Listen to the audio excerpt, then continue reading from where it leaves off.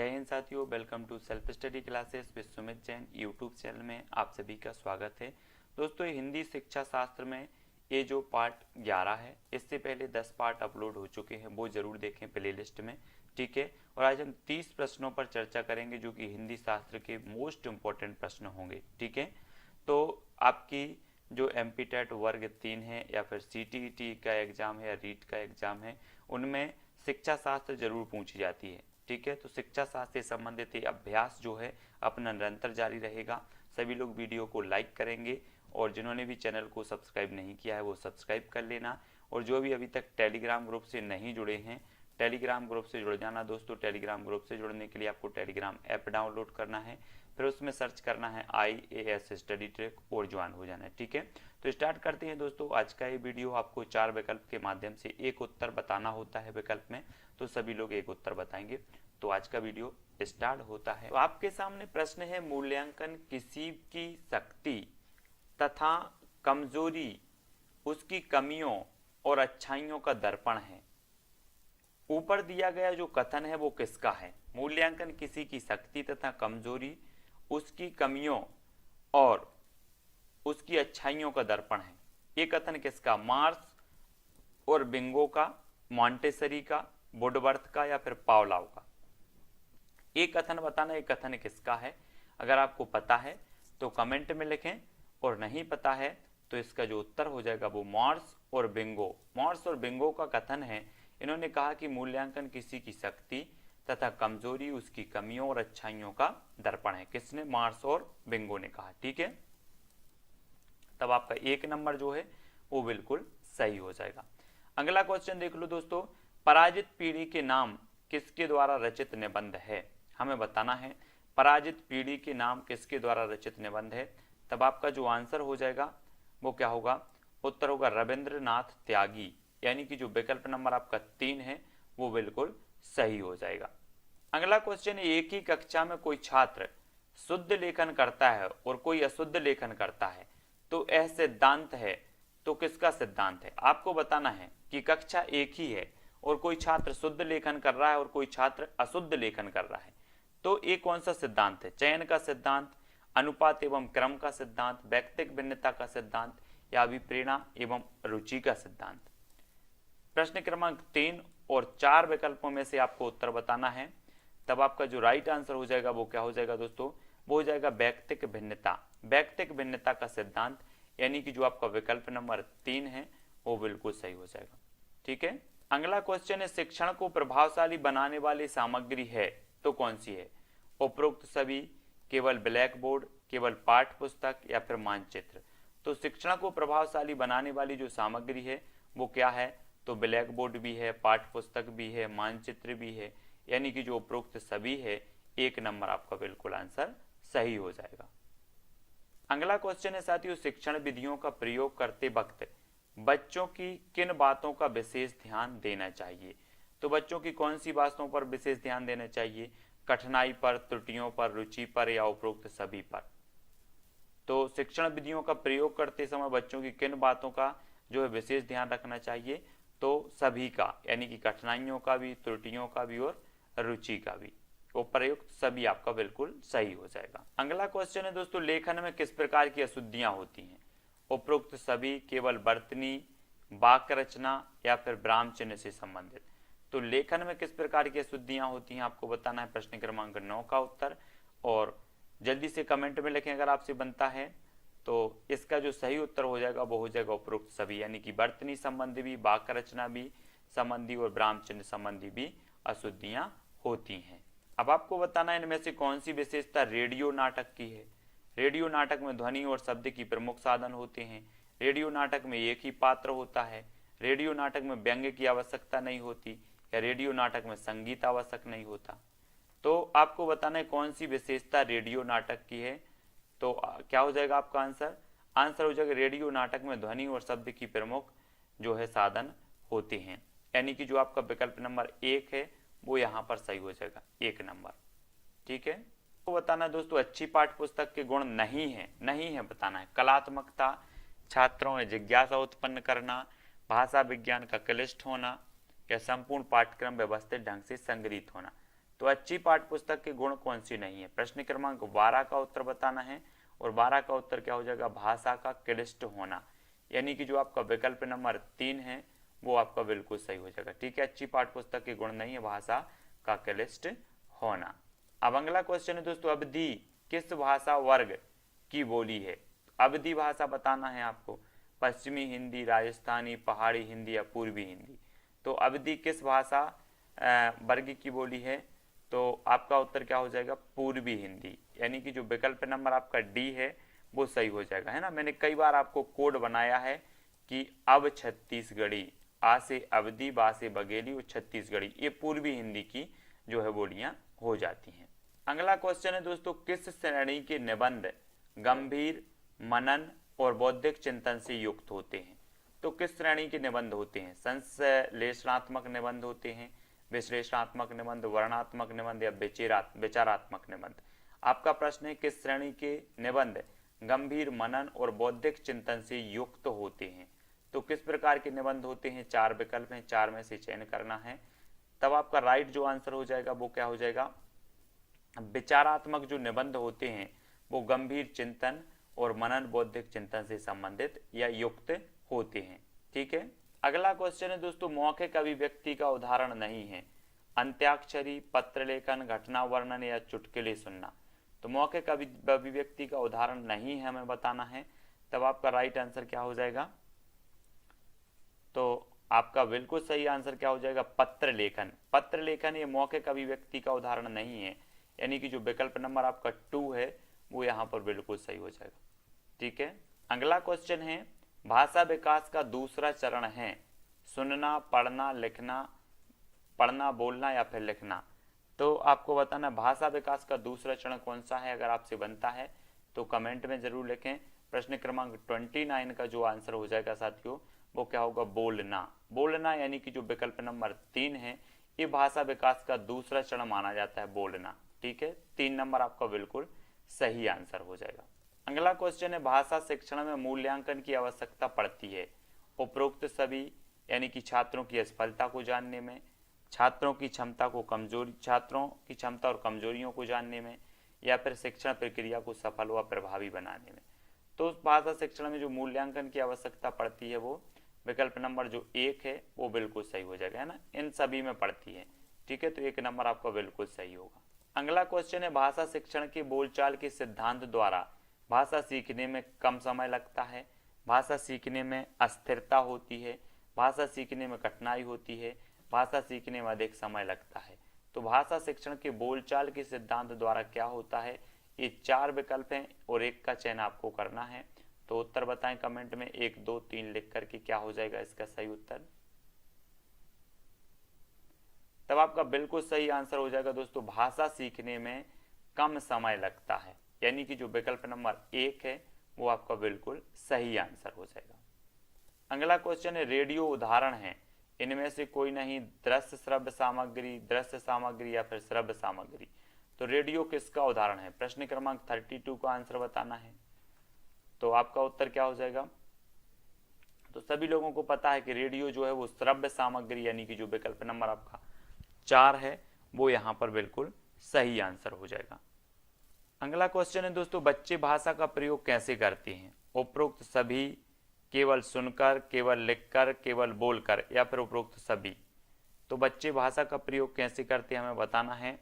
तब आपका बिल्कुल सही आंसर क्या हो जाएगा? उपरोक्त सभी, यानी कि जो विकल्प नंबर 1 है वो आपका राइट आंसर हो जाएगा। ठीक है, बच्चे भाषा का जो प्रयोग करते हैं सुनकर भी करते हैं, लिखकर और बोलकर, सभी प्रकार से करते हैं। अगला क्वेश्चन है, निम्न में से कौन सा भाषा का तत्व नहीं है? भाषा का तत्व नहीं, बस भाषा असामाजिक होती है, भाषा ध्वनि मूलक होती है, भाषा एक व्यवस्था है या भाषा प्रतीकात्मक होती है? तब उत्तर बताना है आपको, निम्न में से कौन सा भाषा का तत्व नहीं है। तो उत्तर क्या हो जाएगा? कमेंट में लिखें आप। अगर आपसे बनता है तो कमेंट में जरूर लिखा करें। आपका उत्तर जो हो जाएगा वो कि भाषा असामाजिक होती है, ये भाषा का तत्व नहीं है, विकल्प नंबर 1। ठीक है, अगला आपको बताना है, निम्न में से मौखिक अभिव्यक्ति कौशल है? तो मौखिक अभिव्यक्ति कौशल कौन सा है? वार्तालाप, सत्संग, भाषण या फिर सभी? तो मौखिक अभिव्यक्ति कौशल आपको बताना है और 44 का आंसर बताना है। आपका राइट आंसर क्या हो जाएगा? आपका बिल्कुल सही आंसर होगा उपरोक्त सभी, यानी कि वार्तालाप भी मौखिक अभिव्यक्ति है, सत्संग भी है, भाषण भी है, तो आपका सभी बिल्कुल सही हो जाएगा। अगला क्वेश्चन है, निम्नलिखित विकल्पों में से व्याकरण से जुड़े शिक्षण उद्देश्य बताइए।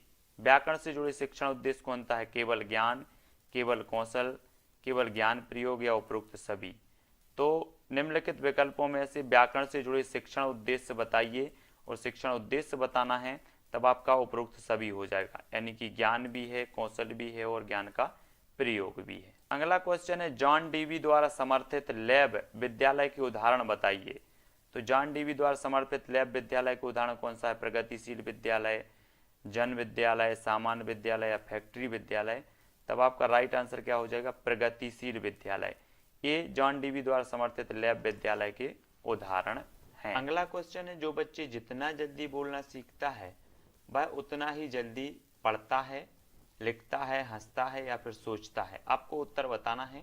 4 विकल्प हैं, 4 में से सही उत्तर बताएंगे।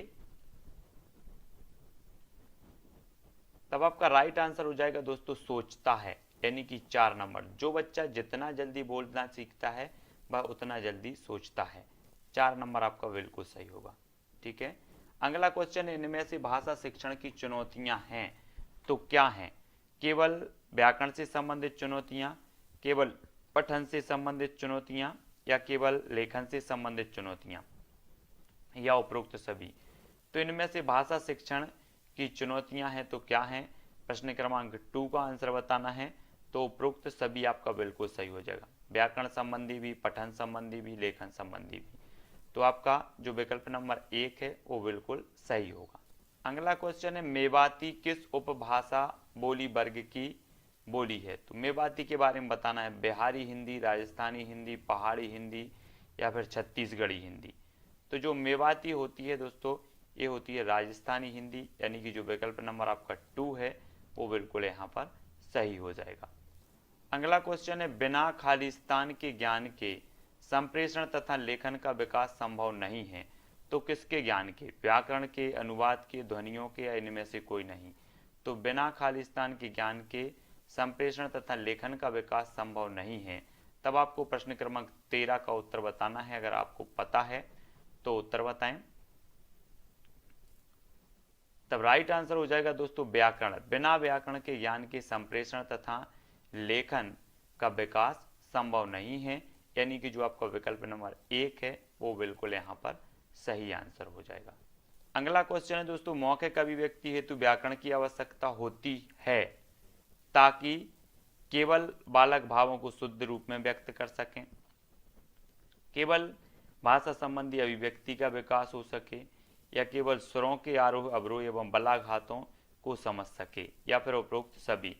तो मौखिक अभिव्यक्ति हेतु व्याकरण की आवश्यकता होती है तो किस लिए होती है? 15 का आंसर क्या हो जाएगा? उपरोक्त सभी, यानी कि सभी के लिए होता है। डी 1 नंबर आपका बिल्कुल सही आंसर हो जाएगा। अगला क्वेश्चन है, भाषा नियमों द्वारा नियंत्रित खालिस्तान का माध्यम भर नहीं बल्कि हमारी सोच को भी निर्मित करती है। तो 18 का उत्तर क्या हो जाएगा? कला को, संप्रेषण को, संस्कृति या फिर सुंदरता को। तो भाषा नियमों द्वारा नियंत्रित खालिस्तान का माध्यम भर नहीं है बल्कि हमारी सोच को भी निर्मित करती है। तो किसको करती है? कला को, संप्रेषण, संस्कृति या फिर सुंदरता को। आपको उत्तर कमेंट में लिखना है और आपका जो राइट आंसर हो जाएगा वो क्या हो जाएगा? वो हो जाएगा संप्रेषण। संप्रेषण यानी कि जो विकल्प नंबर आपका 2 है वो बिल्कुल सही हो जाएगा। ठीक है। भाषा नियम द्वारा नियंत्रित खालिस्तान का माध्यम भर नहीं है बल्कि हमारी सोच को भी क्या करती है? निर्मित करती है। तो ये संप्रेषण यहाँ पर सही हो जाएगा, विकल्प नंबर 2। ठीक है।